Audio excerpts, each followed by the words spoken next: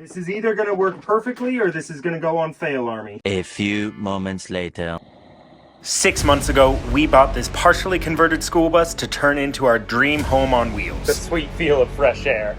Oh, I love this. It's not totally ready, but the contract on our apartment is up in 7 days. So ready or not, we're moving in. Do you think we can get it livable by then? We all know that water is absolutely essential for human life. But what you might not know is that getting running water on a school bus is really hard. So I need to get my water running before I can move into the school bus. But in order to install the sink, I have to install the counters. In order to install the counters, I need to go ahead and get these drawers built and installed so I don't have to take them apart down the road and square them up. Once that's done, I'll be able to install the counters, the stove, the sink, and the kitchen will be good to go. There are a couple of different ways to build drawers, and there are pros and cons to all of them. Some are easier to make, some are a bit more secure. I'm choosing a route that's kind of right in the middle. You build the sides, cut a rabbit groove into each of them, and put it together with wood glue and nails. While I was at it, I went ahead and cut up some braces to put on the corners of the kitchen cabinets in each section to make them a little bit more sturdy. And now we're off to find somewhere to work for the afternoon. I think this trailhead parking lot will do because it's an awesome view. I have no complaints. I sat around and struggled for a while trying to get the drawers together. Fun fact, if you get the tools that you need ahead of time for a project, it makes it a lot easier and you don't have to give up later on yourself and go buy the tools. I just had a fun interaction. That is the second time now that I've had cops come up to me and I was panicked because it's just a trailhead that I'm parked at. It's actually really pretty. And I was worried because I'm taking up a couple of parking spots. So I was worried that maybe I was breaking some rule or something. And he was like, no, I just wanted to come to see this because I thought it was so cool. And we ended up talking for probably about 15 minutes. And he was just asking all about the school bus and stuff. Oh. All right, let's get back to work. I want to get these drawers together. I went ahead and struggled some more to try and get the drawers together before finally giving up and heading to Walmart to get some corner clamps and a strap clamp to go around the drawer.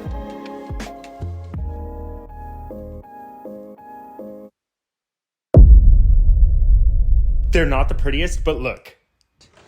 I made drawers in the school bus and I feel really accomplished. I've clamped the second drawer together and I'm going to let that dry while I head out to get my daughter from school. This is a very important moment in our house for Ava.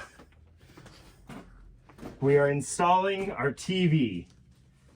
Yeah. This is either going to work perfectly or this is going to go on fail army. You may be wondering why a TV is one of the top priorities to move into a bus. It's not that I'm obsessed with a TV. It's that everything that I don't bring into the bus for the current project that I'm working on is going into a shipping container I rented. Now, it isn't 100% weather tight, and I don't really want to risk messing up my TV. So that's why this was on the list this week. All right, now that I've got the TV installed, I actually only have power in 2 outlets in this bus right now. So I'm about to add another circuit. This circuit is going to come from my power wall here, which it's a mess right now. Here's my circuit breaker. I'm going to add a circuit into it. That circuit is going to be for the entire back wall of this bus. It's going to run through the ceiling into here. For now, I will just be terminating it right behind the TV because I don't know for sure exactly where I'm going to be placing each of the outlets, but for now, I at least know this one. So let's get to it.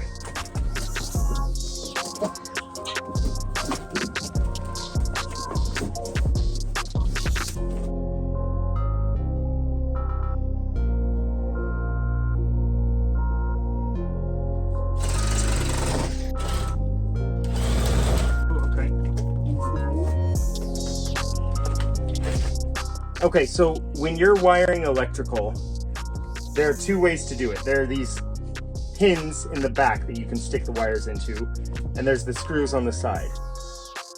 Generally, it's recommended to use the screws on the side because they're a lot harder to wiggle out, and it's a better connection. However, for speed, a lot of people use the ones on the back. If you are building a school bus, 100% absolutely do not use the ones on the back. Because I'll show you why. Right here, I mean, it was that easy to just pull it out. And when you're driving down the road, that's gonna happen.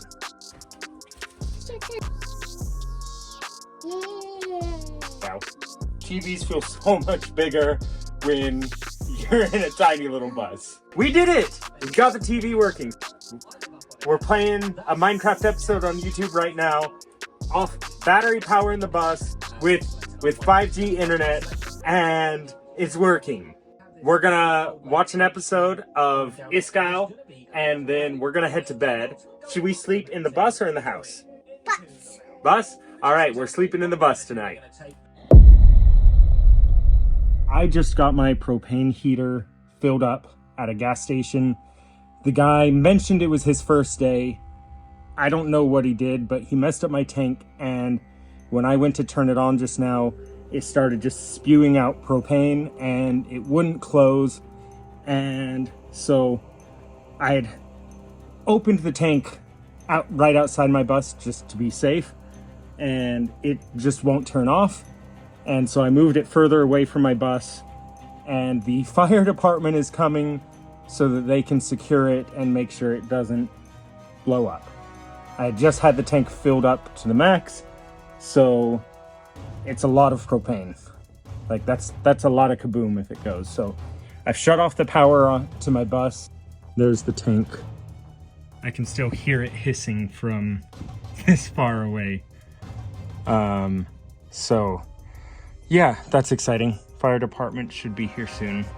I wanted to be respectful of their time by not recording while they were here, but they were able to use a gas beater to actually determine the concentration of propane in the air, and they determined that it was windy enough, that the wind was blowing it out fast enough, that it wasn't too much of a safety issue. There were some cones in the parking lot, so they put those around it and just said to wait for it to empty out.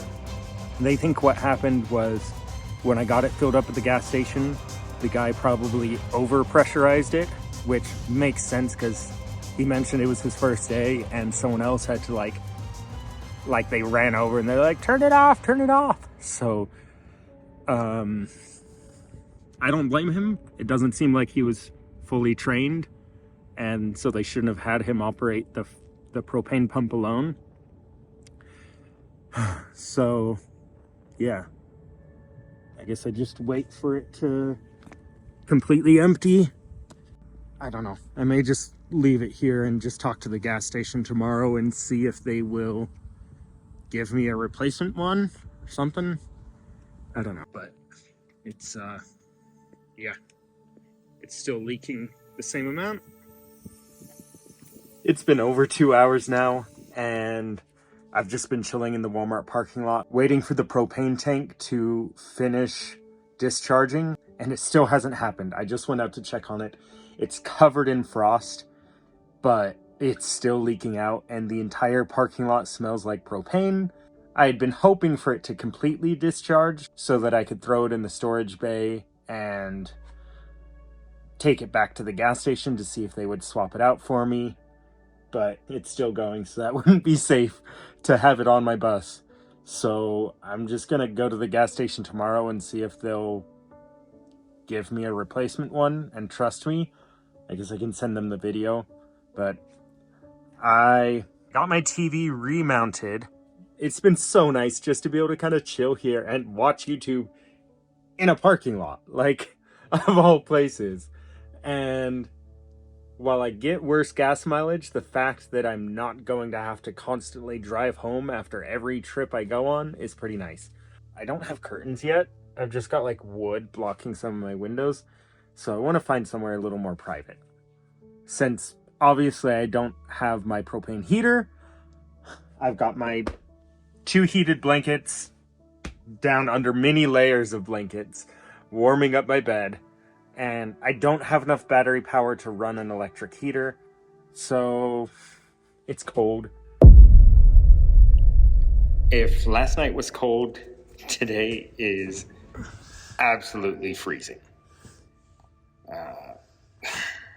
I need to find a second heat source to be my backup before I ever have my daughter staying here with me. I can see my breath, which means it's at least at the best 45 degrees in here. It's 20 degrees outside. All right, I got my tank replaced. So the other one is still either in the parking lot or has been thrown in the trash. They were fine just to give me a new one. I explained what happened. The guy who had run over to stop the tank that the new guy was filling up, he was like, he took full responsibility. I let them know I'm not mad or anything. I just, needed to get it replaced. And yeah, they were super nice, super apologetic. They gave me a new tank, so all is well. I actually will have heat tonight. The last step to get power running over here is to finally get the last few connections done. I didn't want to do that while I had my daughter in the bus just for safety reasons.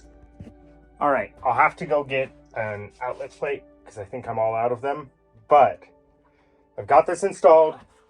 I also got the circuit installed. I had one, but now I've added the second one. I hope I did that right. Professional and armchair electricians, let me know if I've wired this wrong.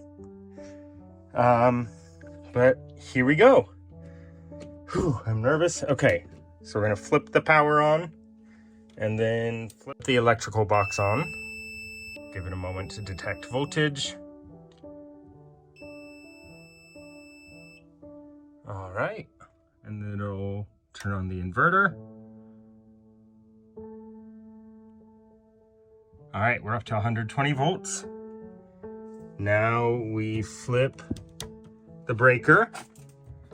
We're gonna get our tester. Okay, got the TV back up. For now, we just tossed the Apple TV over the back and it's held up by the bracket. We're gonna test this TV for the first time on an outlet that I installed, and it works. It works. I've got an outlet running from my inverter, up through the ceiling, down the wall, into a power outlet, and it's turning the TV on with power from batteries that I installed and hooked up, and an inverter I hooked up. I did this. I did this.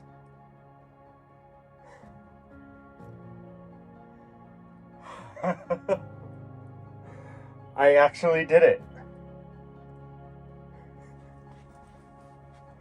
Oh, I know I'm a bit of an over-enthusiastic dingus, but I'm y'all's over-enthusiastic dingus, so I hope you can enjoy it.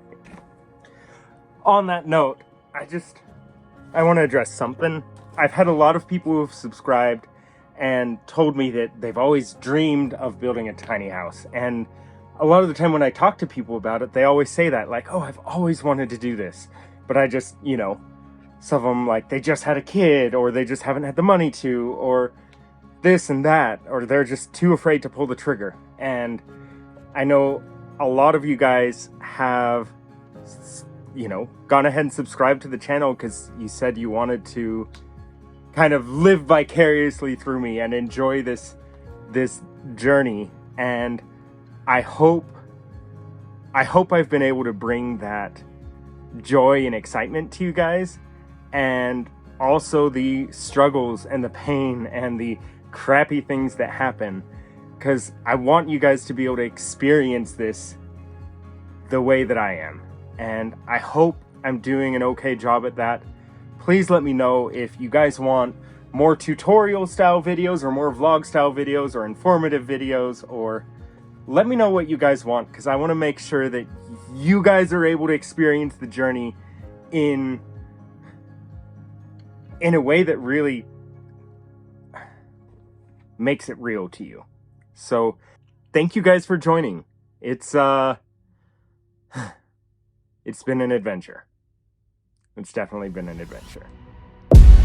There's still so much more to do to get our bus ready to live in, and we have 3 more days. So I wasn't able to fit all of it in one episode, so make sure you check back to see how our last 3 days go, and then we're moving into our bus. Got it working, internet is up, and of course, my favorite YouTube channel up on the TV.